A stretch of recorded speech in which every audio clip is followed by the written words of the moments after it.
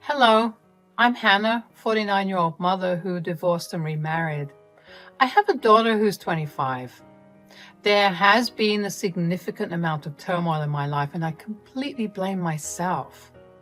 Well, I have a crazy ass story worth writing for, but to have a better understanding, you must know a little bit about my past. So, I always had a rough patch with my husband and children.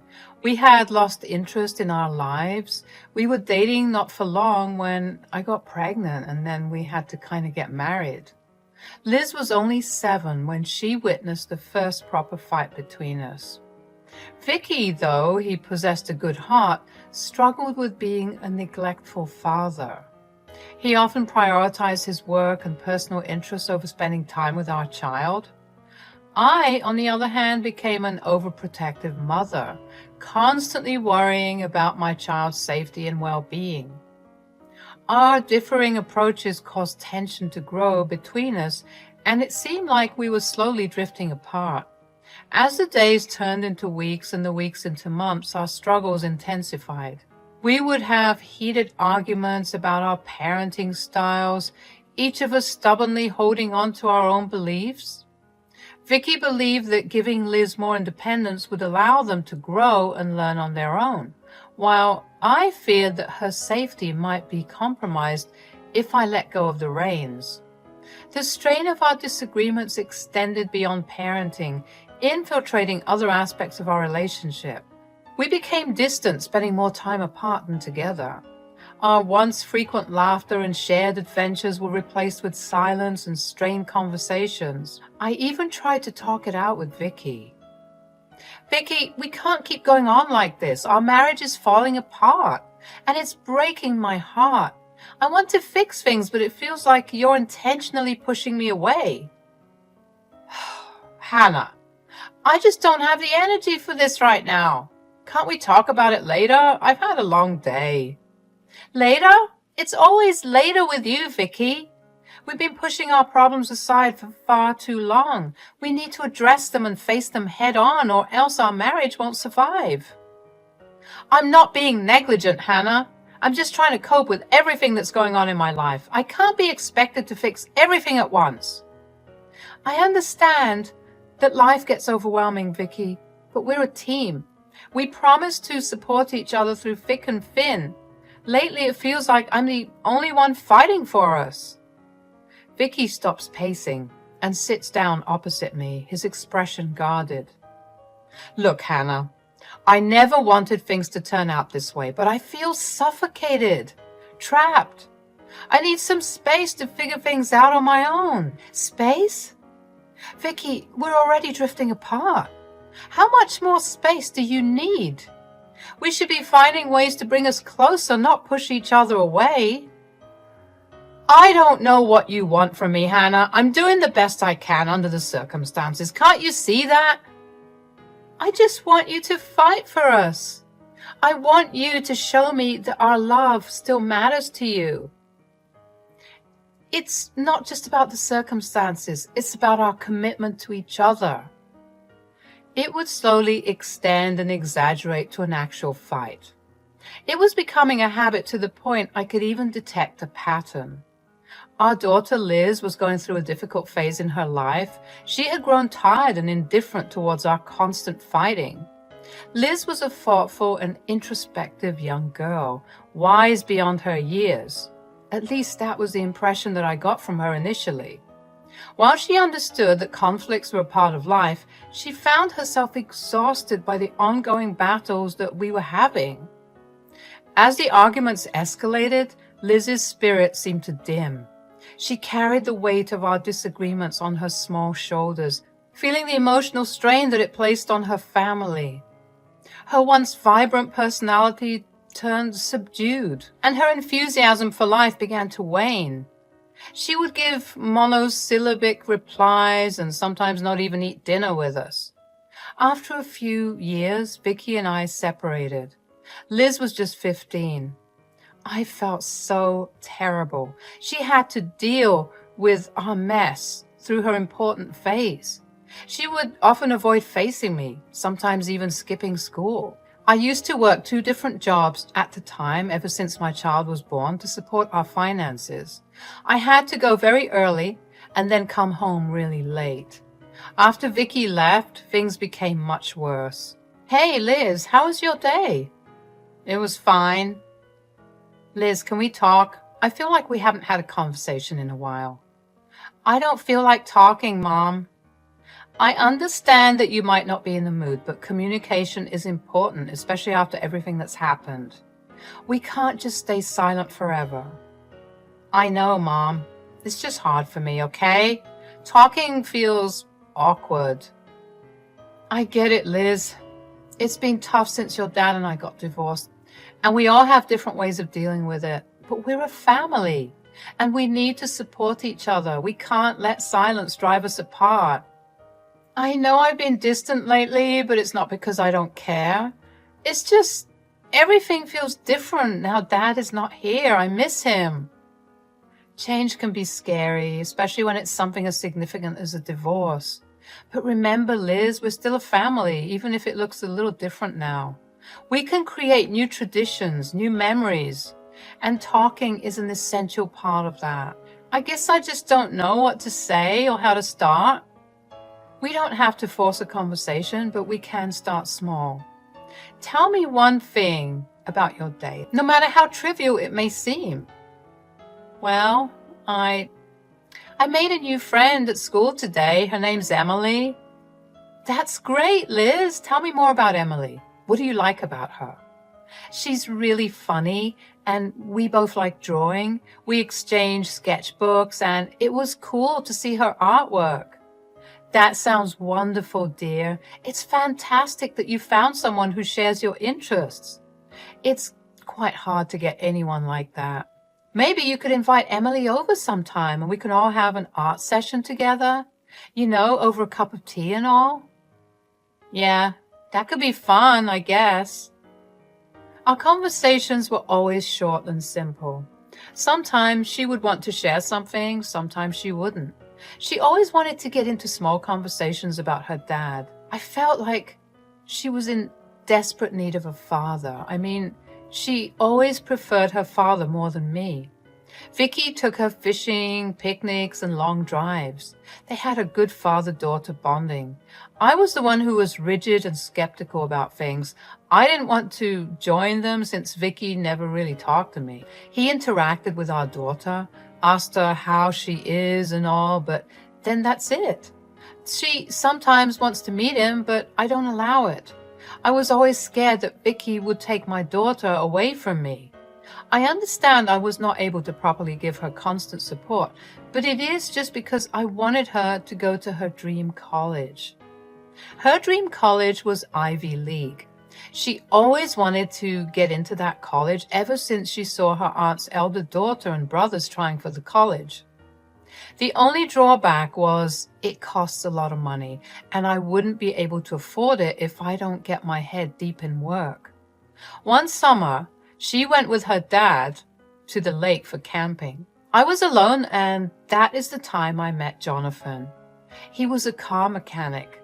One sunny afternoon, as I was strolling through town, I noticed a small auto repair shop nestled in a corner. Curiosity got the better of me, and I decided to step inside. That's when I first laid eyes on Jonathan, a charming, ruggedly handsome car mechanic with a mischievous smile that instantly caught my attention. Jonathan greeted me warmly, and we struck up a conversation. He was passionate about his work and spoke with such enthusiasm that it was contagious. As he explained the intricacies of fixing engines and the beauty of turning a simple car into a well-oiled machine, I couldn't help but be captivated by his knowledge and dedication. I was so awed by his charm that I wanted to visit him again. I intentionally got my car to act funny so that I could ask him for help. Hey there, can I help you with something? I gave Jonathan a quick once-over, my eyes lingering on his rugged charm. I hope so. I've been having some trouble with my car, and I know you're the best mechanic in town. Well, they aren't wrong. I'll do my best to live up to the reputation. So what seems to be the problem? It's making this weird noise when I start it. I don't know much about cars, but it doesn't sound right. Ah, the mysterious noise. Don't worry, Hannah. I've got a keen ear for those. We'll figure it out together. Please make yourself at home. Thank you, Jonathan. It's been a tough week, and I'm glad I found someone like you who knows what they're doing. I understand what it's like to go through tough times. Life has a way of throwing unexpected curveballs at us, right? Really? Do you mind sharing? Jonathan leans against a workbench, thoughtful for a moment before responding. Well, I went through a difficult divorce a few years ago. It was a challenging time, but it also taught me a lot about resilience and finding joy in the little things, like fixing cars. I can relate. Divorce is never easy, but it's a journey that makes us stronger. And I guess in a way, we're both on the path to rebuilding ourselves. We bonded pretty well. I called him for dinner and sometimes went out to take a stroll around the park. When Liz came back, she seemed pretty content. She was very happy, must have had a good time with Dad. When we sat to eat together, she broke the news that Dad got married and is very happy. The stepmother is nice and polite, and she took great care of my dad. I wasn't really unhappy. I was just sad that he gave so much effort into finding another person within a few months of our divorce, but couldn't even make amends to make the current one better. I will never get married. It's not my thing. Then why did you get married to me? It's not like I forced you into it. I gave you a choice. You very well know why. If you weren't pregnant, was that my fault? Is that under my control, Vicky? You were the one who was reckless and stupid. Fine. I have ruined your life. Then why the hell are we still talking, huh? We should split up. You go your way and I go mine. I want you to take some responsibility, Vicky. I understand that this life was our mistake, but we have a child now. Why would you try to run away like this? I mean, how could you even think about it? Liz will be fine with you. The conversation always echoed in my head. As Liz grew up and was preparing for college, I, on the other hand, became a drained old woman. Jonathan would meet me in secret from time to time, but I was too scared to confess this to Liz. What if she reacts badly to this? It began gradually with Liz and I including Jonathan in our mother-daughter outings. At first, I feared that Liz might feel overshadowed or neglected, but instead, she welcomed his presence with open arms. He took the time to understand Liz's interests and hobbies, supporting her in her endeavors with unwavering dedication. Whether it was attending her birthday or teaching her how to ride a motorbike, Jonathan always made Liz feel seen, heard, and loved. But as the days turned into months, Liz began confiding in her stepmother, seeking solace and guidance. They would spend hours engrossed in conversation, sharing stories, dreams, and even their worries. Their connection was built on a foundation of trust and understanding, a relationship that blossomed naturally and beautifully. It wasn't long before I realized that Liz preferred the company of her stepmother over me. At first, it stung, and I couldn't help but feel a twinge of jealousy. But as a mother, my ultimate goal was to see my daughter happy, and it warmed my heart to witness the genuine love and affection between them. Are you going to Vicky's? Yeah, after class. Why? Class is going well? Made new friends? Yeah, Mom, it is. Bye. Do you want Jonathan to drop you? No, it's cool. Dad will drop me. He's waiting outside. Okay, bye. It was not like Liz didn't like Jonathan. She was rather conflicted with her life. Her stepmom was probably a nice character. I wouldn't know. I have never seen her. The shock came on me when ultimately she decided to move in with Vicky and his wife. I wanted to stop her, but I couldn't do it. I know many will think she was being ungrateful because I was the one paying her bills for college. My body broke, my shoulders heavy with burden. I felt like I lost my flair for living because I was so hooked on working hard for her. I had to leave one job and even emailed Vicky that I can't go on like this. If he can contribute to her, that would be good. I have done my part of the bargain. Jonathan spoke of his son a lot. He said that he left after knowing that his mother left him when he was an infant. He probably has never seen his mother's face. Jonathan had burnt all her pictures and thought that his son would come to terms with it. But he was misunderstood, and then his son left. Jonathan, is everything okay? You seem a bit off today. Jonathan looks up, his eyes reflecting a mix of sadness and frustration. It's my son, Ethan. He left home last week and I can't help but feel like I've been played for a fool. What happened? Did something go wrong between you two? Jonathan sets down his tools and leans against the workbench, collecting his thoughts. We had always been so close, but lately he's been asking a lot of time about his mother, my ex-wife. She was very childish and loved being pampered. She loved me a lot, as she said, but when she got pregnant, she started suffering from postpartum depression and then became worse. One day, she suddenly left me without a word. Later on, I found out she had settled somewhere else. Ethan was just an infant. I took all his responsibilities myself. Has Ethan given you any reason to believe that he was manipulated? Jonathan's frustration started to seep into his voice. He's been acting differently, echoing his mother's words, questioning my decisions. Kept saying that I'm forcing him to not see his mother, and I am the villain in this relationship. I feel like I've lost my son. I reached out and gently placed a hand on Jonathan's arm, offering comfort. We stood by each other. We were each other's mental and emotional support.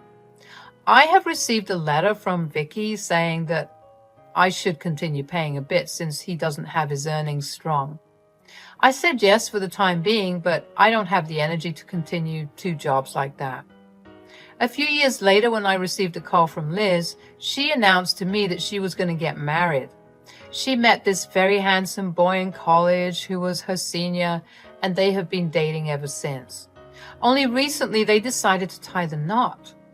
I was already hurt about the fact that Liz had completely disregarded me from her life, and now she suddenly informs me that she would be getting married. She said that I was not invited because her stepmother didn't want me to. Vicky might be hurt seeing me so. Jonathan was invited. I was speechless as ever. I was beyond hurt. I was numb. I'm sorry, Mom. This was her part of the decision, and I would visit you with Ethan soon enough. Wait, did you say Ethan? Yes, my fiancé. His name is Ethan.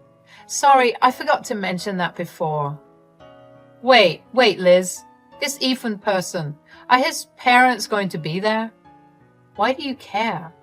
Just tell me. Well, no, Ethan's parents are divorced. He doesn't acknowledge his dad and that he is still looking for his mother. I mean, he has never seen his mother and a lot of other things, but why are you asking me all of this? I became quiet with shock. If this was Ethan, Liz was making a mistake. I mean, it would be a funny scene, to be honest.